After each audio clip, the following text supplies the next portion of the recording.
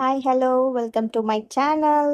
இன்னைக்கு நம்ம என்ன பண்ண போறோம்னா பன்னீர் பட் மசாலா சப்பாத்திக்கு ரொம்ப நல்லா இருக்கும். அதில் பட்டர் நம்ம போட்டு 2 வெங்காயம் 2 தக்காளி பொடிசாக கட் பண்ணி ஈக்குவல் ரேஷியோவில் வச்சுருக்கேன். வெங்காயம் நல்லா வதங்கின பிறகு தக்காளி போட்டு நல்லா சாட்டே பண்ணிக்கோங்க.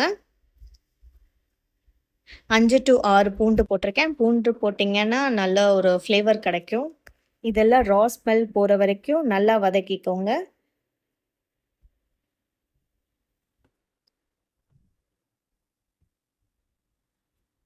நம்ம பேஸ்ட் அரைக்க போகிறோம். ஒரு கைப்பிடி முந்திரி, உங்களுக்கு எவ்வளோ தேவையோ அவ்வளோ முந்திரி போட்டுக்கோங்க.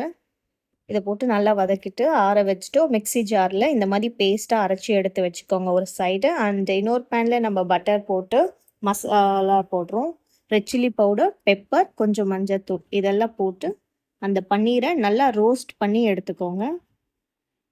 இந்த மாதிரி பன்னீரை ரோஸ்ட் பண்ணி எடுத்து பன்னீர் பட் மசாலா பண்ணி ஒரு வாட்டி ட்ரை பண்ணி பாருங்கள், ரொம்ப நல்லாயிருக்கும். அந்த பன்னீரில் இந்த காரம் எல்லாம் இறங்கி இருக்கும். அண்ட் அதே இதில் எடுத்து வச்சுருக்கேன். அதே இதில் பட்டர் ஆட் பண்ணி உங்களுக்கு என்ன ஸ்பைசஸ் தேவையோ அந்த ஸ்பைசஸ் ஆட் பண்ணிக்கோங்க. 2 ஏலக்காய் போட்டிருக்கேன். அண்டு கீ ஆயில் எதுவும் ஆட் பண்ணாமல் பட்டர் மட்டும் வச்சு நம்ம பண்ணுறோம். அந்த பேஸ்ட் அரைச்சி வச்சுருந்தோம்ல, அந்த பேஸ்ட்டை ஊற்றிட்டு ஒரு கிளாஸ் தண்ணி ஊற்றி நல்லா கொதிக்க விடுங்க. And masala 1.5 spoon red chilli powder, coriander powder 1 spoon, garam masala லைட்டாக ஆட் பண்ணி நல்லா மிக்ஸ் பண்ணி விட்டுக்கோங்க.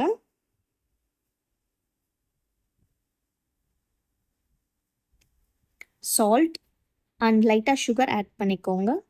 பன்னீர் பட் மசாலாவுக்கு நல்லாயிருக்கும். லைட்டாக ஆட் பண்ணிக்கோங்க.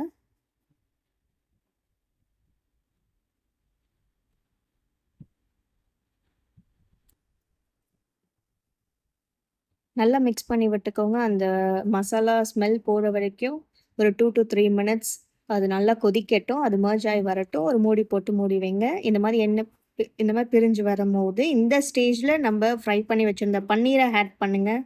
அண்டு கஸ்தூரி மேத்தி போட்டு நல்லா மிக்ஸ் பண்ணி விட்டுக்கோங்க.